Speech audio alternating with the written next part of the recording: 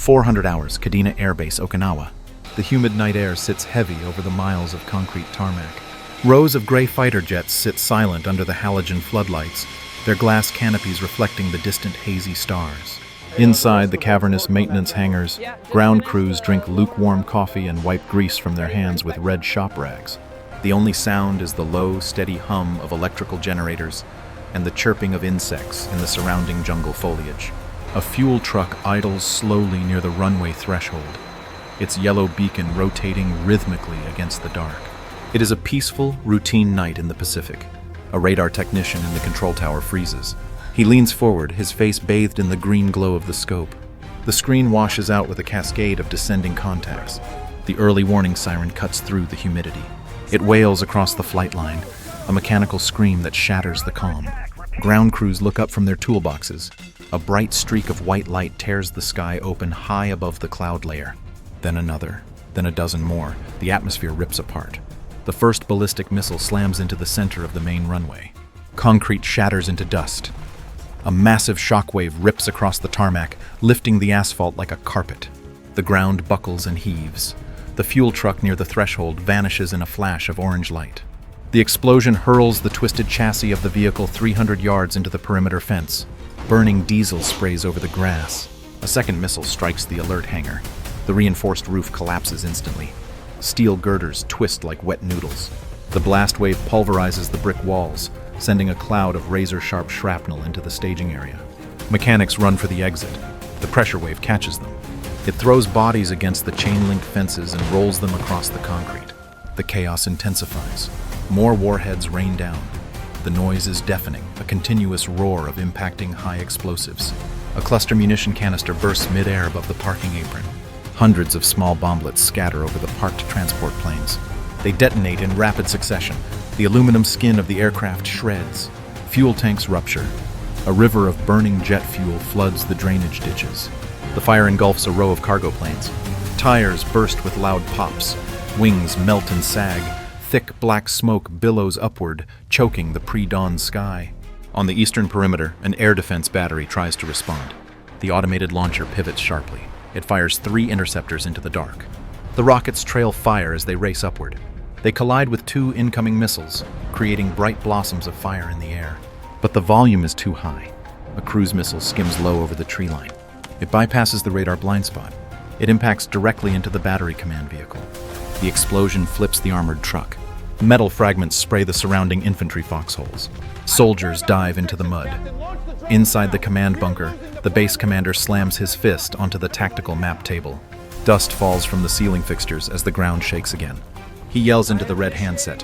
He orders the immediate dispersal of all surviving assets. He demands the pilots launch from the taxiways. On the flight line, pilots sprint toward the remaining fighter jets. Debris rains down around them. One pilot climbs the ladder to his cockpit. He straps in. The canopy lowers. Before he can start the engine, a shockwave from a nearby fuel tank explosion sweeps over the jet. The aircraft tilts violently. The landing gear collapses. The wing strikes the ground and snaps. Fire crews rush from the station, their sirens wailing. They drive straight into the inferno. They spray foam onto the burning wreckage of the transport fleet, but the heat pushes them back. The fire roars louder than the sirens. The barrage ceases as quickly as it began. The silence returns, but it is now filled with the crackle of fires and the screams of the wounded. The sun begins to crest over the horizon, but the light is filtered through a thick pall of gray smoke. The runway is a cratered ruin, unusable for heavy aircraft. Medics drag burned airmen across the broken glass of the taxiway. The base burns. 600 hours. Western coastline, Okinawa. A thick gray mist hovers just above the surface of the East China Sea. The tide is low, exposing jagged rocks and long stretches of wet, dark sand. Inside a camouflaged concrete pillbox, a squad of local infantrymen crouches behind sandbags. Their uniforms are damp with sweat and salt spray. One soldier feeds a belt of ammunition into a heavy machine gun. Another adjusts the sights on a shoulder-fired rocket launcher. The ocean is eerily flat.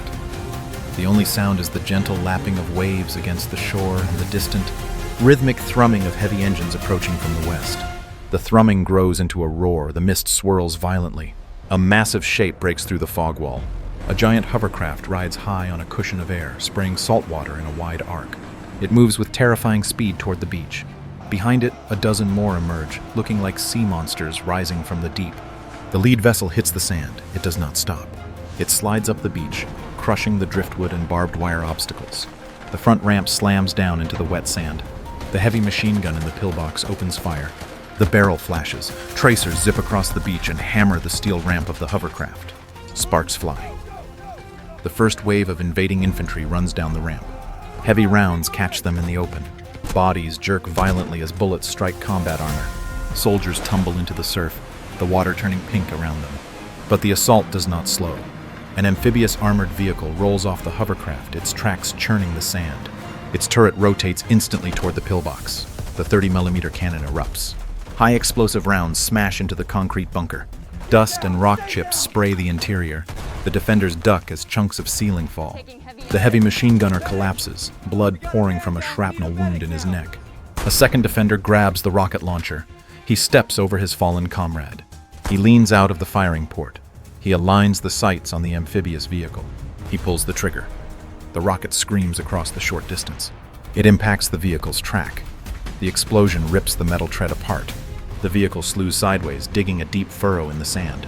Smoke pours from its engine block. The hatch of the disabled vehicle pops open. The crew tries to bail out. A mortar round lands directly beside them. The blast hurls them into the air like ragdolls. Sand and fire engulf the beachhead. More hovercraft slide onto the shore. They disgorge hundreds of troops. The beach fills with the crack of assault rifles and the thump of grenades. An enemy sniper, positioned on the deck of a hovercraft, fires a single shot. The defender with the rocket launcher spins around and drops, a hole in his helmet. The squad leader in the bunker grabs the radio handset. He screams into the mic, calling for immediate artillery support on the waterline. He yells that the line is breaking. Outside, the sheer volume of incoming fire suppresses the remaining fighting positions.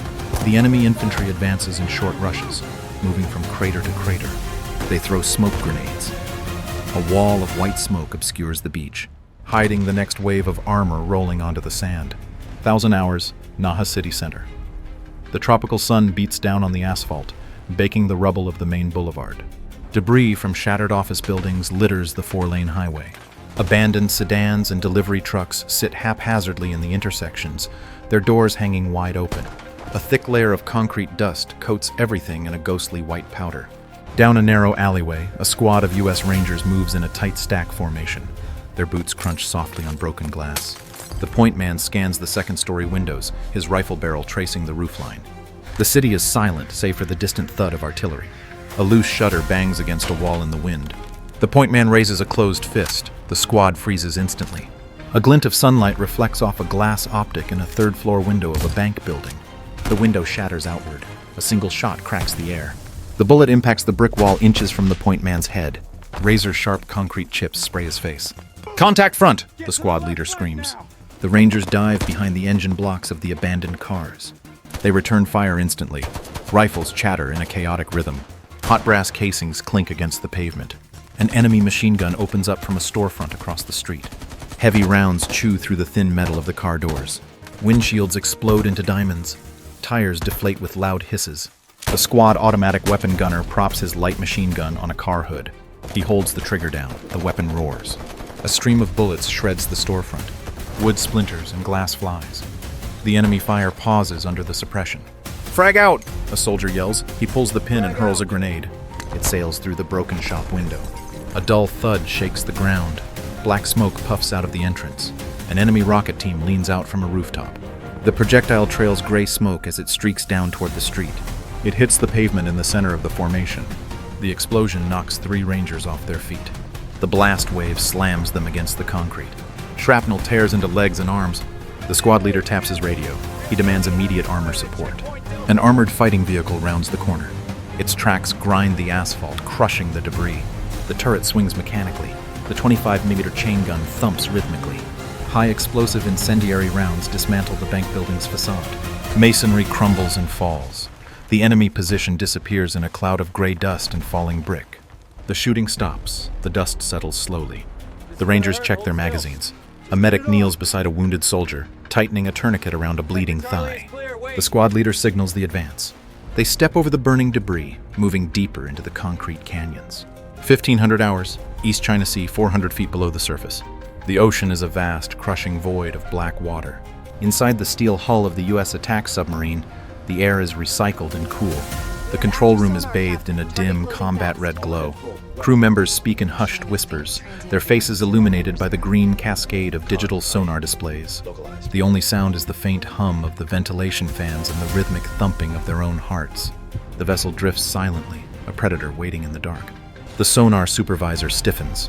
He presses the headphones tighter against his ears. He types a rapid command into his console. A distinct, low-frequency rhythmic churning separates itself from the background ocean noise. It is the sound of heavy screws turning. The display fills with contacts. A convoy moves on the surface above. The captain leans over the plot table. He gives the order to flood tubes 1 and 2.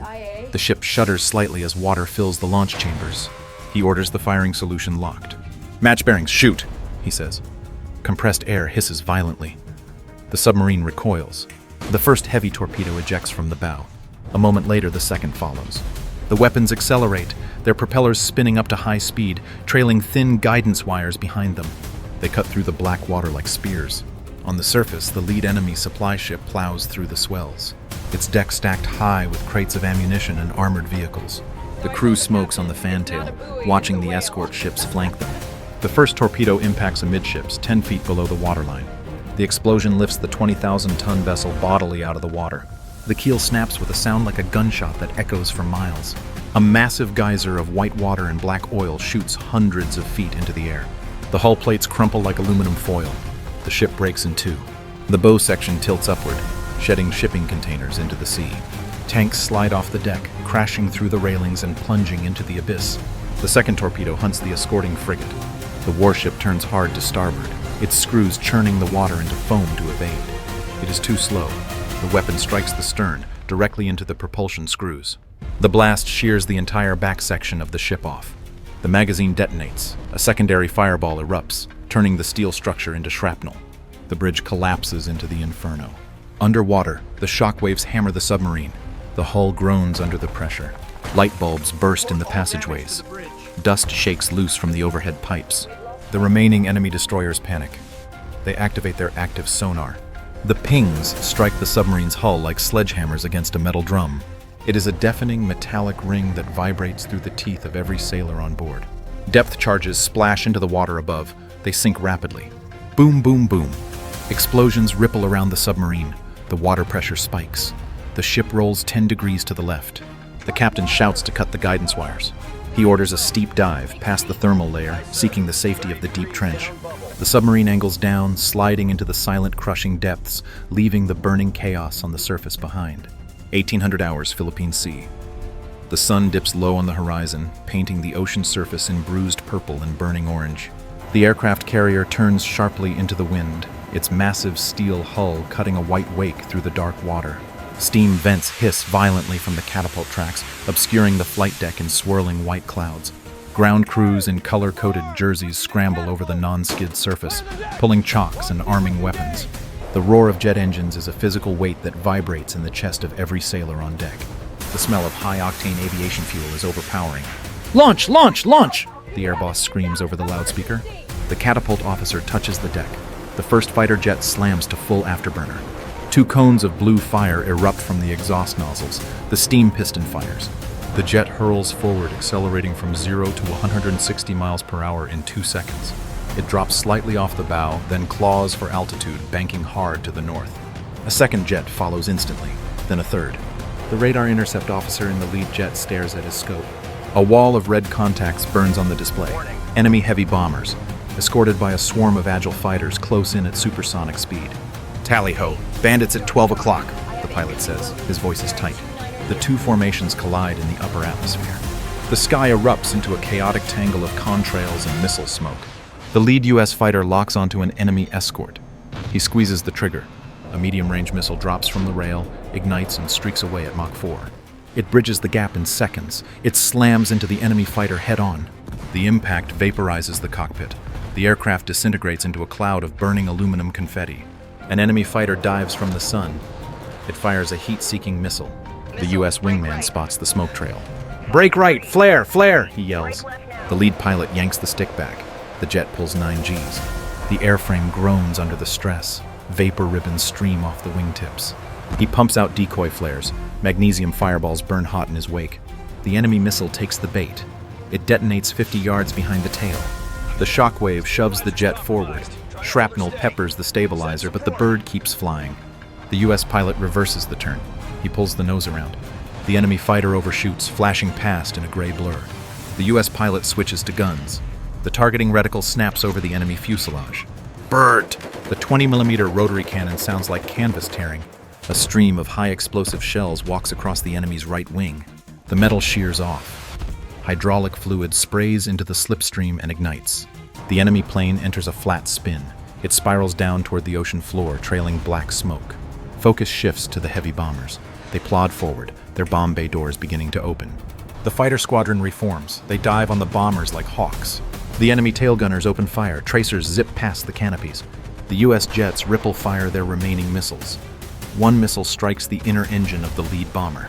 The turbine explodes. Turbine blades fly through the fuselage like buzzsaws. They sever the fuel lines. The main wing tank detonates. The explosion is massive. A fireball consumes the giant aircraft. It breaks its back in midair. The nose section drops, tumbling end over end. The tail section floats momentarily before plunging after it. The remaining enemy bombers jettison their payloads early. Bombs fall harmlessly into the empty ocean, raising massive pillars of water miles from the fleet. The surviving enemy fighters turn and run, hitting afterburners to escape the kill zone. The sky clears. Burning debris flutters down like autumn leaves. The U.S. pilots check their fuel gauges. They bank their aircraft back toward the carrier, leaving the burning slick of oil and wreckage on the surface of the Pacific. Low 200 hours, airspace above northern Okinawa, 30,000 feet. The rear ramp of the transport plane lowers slowly. The interior cabin depressurizes with a sharp hiss. A wall of freezing sub-zero wind slams into the cargo bay. Inside, a special operations team stands near the edge, unrecognizable behind oxygen masks and night vision goggles. Their gear is strapped tight. The red jump light turns green. They step into the void.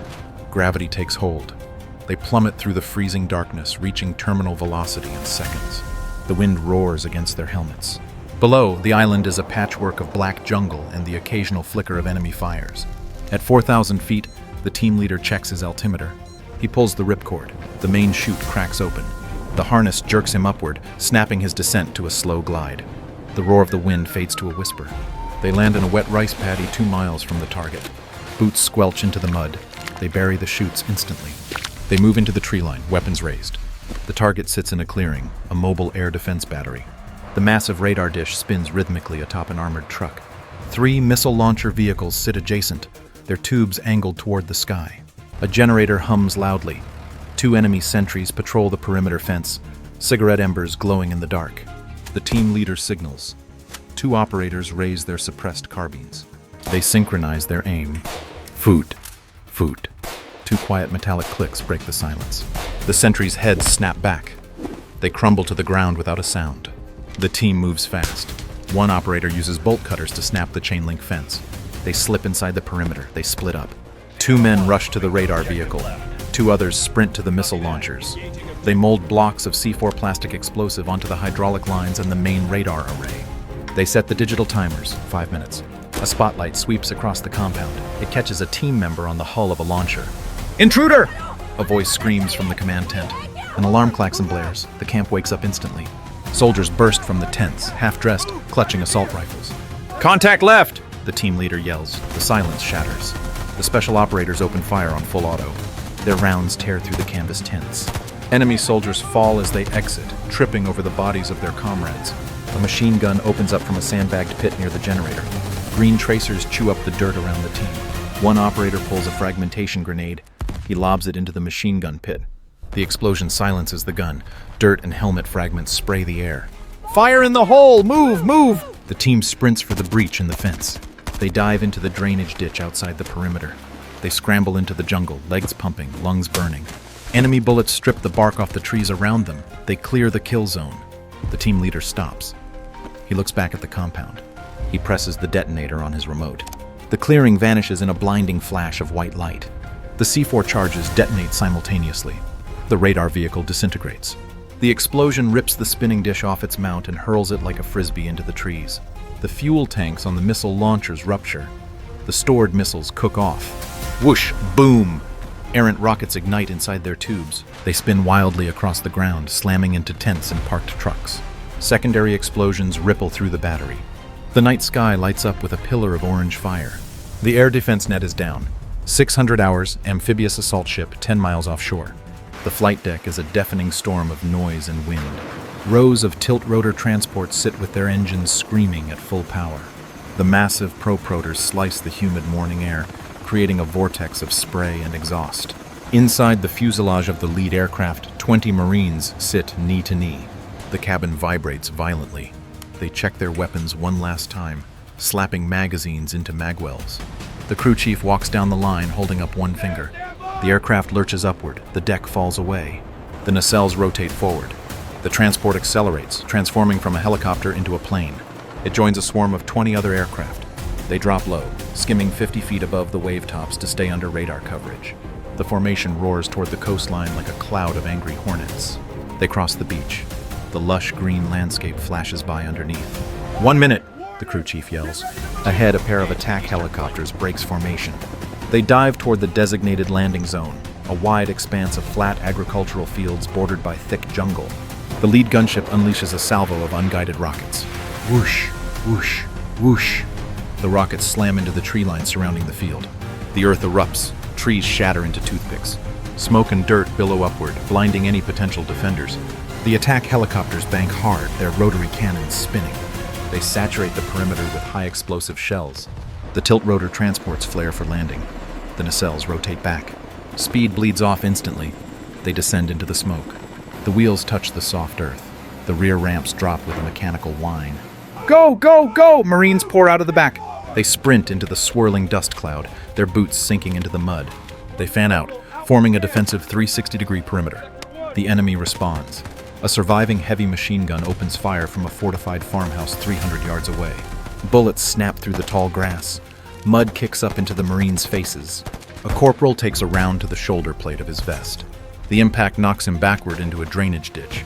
Contact north, 2-story structure, a squad leader bellows. The Marines return fire. 30 assault rifles erupt simultaneously. The farmhouse facade chips and splinters under the volume of lead. The squad leader grabs his radio.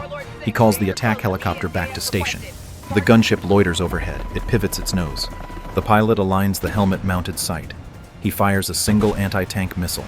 The missile trails a white smoke plume. It smashes through the front window of the farmhouse. The detonation blows the roof off. The walls collapse inward. A cloud of dust and pulverized brick swallows the enemy position. The machine gun falls silent. The transports lift off, their downwash flattening the crops once more. They turn back toward the sea to fetch the second wave. On the ground, the Marine captain hand signals the advance. The company rises from the mud. They push forward, securing the vital crossroads behind the enemy's main defensive line. The vertical envelopment is complete. 1200 hours, Highway 58, Central Okinawa.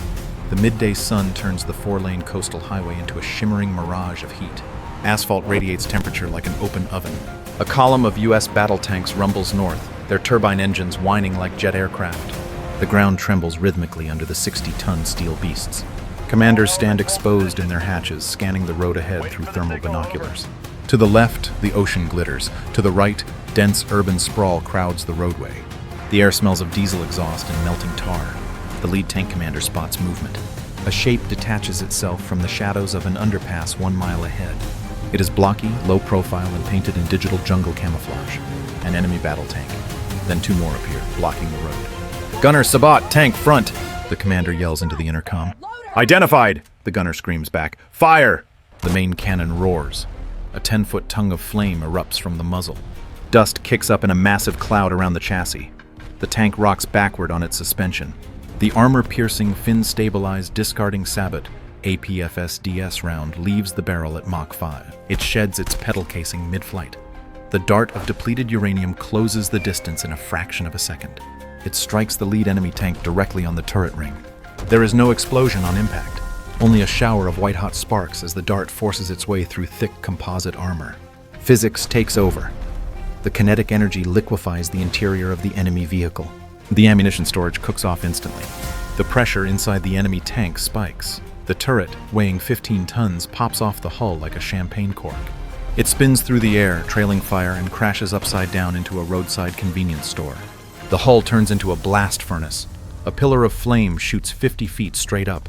The remaining 2 enemy tanks return fire.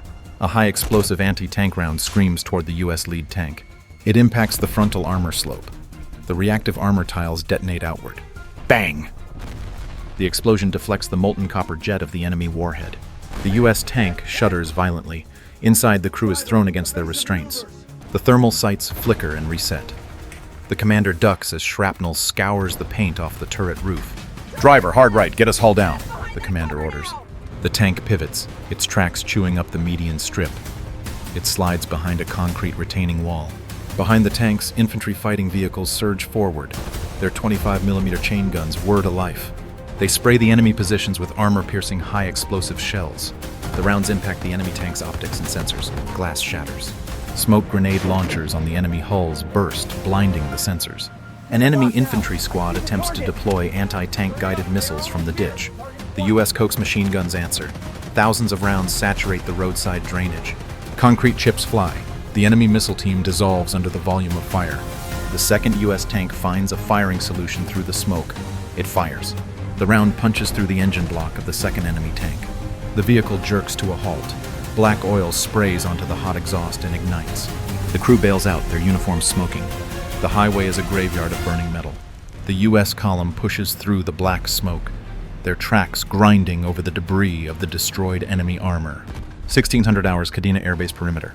The late afternoon sun burns through the haze of smoke that has lingered since dawn. The airfield is a twisted landscape of blackened aluminum and shattered concrete.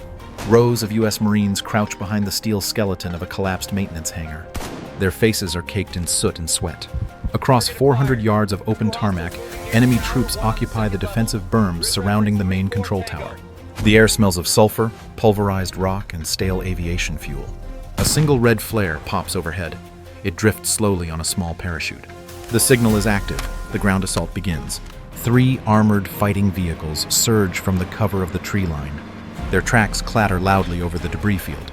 The turrets stabilize. The 25mm cannons thump rhythmically. High explosive rounds impact the sandbag walls of the enemy positions. Sandbags explode. The berms disintegrate under the hammering. Enemy heavy machine guns answer from the rubble. Green tracers snap through the air. Bullets spark against the frontal armor of the U.S. vehicles. Infantrymen sprint alongside the tracks, using the steel hulls as mobile shields. One Marine peeks around the rear of a vehicle. He fires his assault rifle. A bullet strikes the pavement near his foot, kicking up a puff of concrete dust. He ducks back. An enemy anti-tank rocket streaks from a drainage ditch. It hits the lead vehicle's slat armor. The warhead detonates prematurely against the cage. The blast scorches the paint, but the vehicle keeps moving. The turret swings right. The Coke's machine gun roars. The drainage ditch turns into a mud geyser. The platoon commander screams into his radio handset. He is pinned down. He calls for immediate close air support. He yells the coordinates. "Danger close!"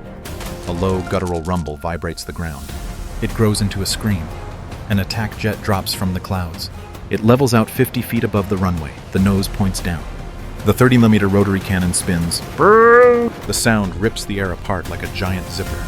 A line of explosions erupts on the tarmac.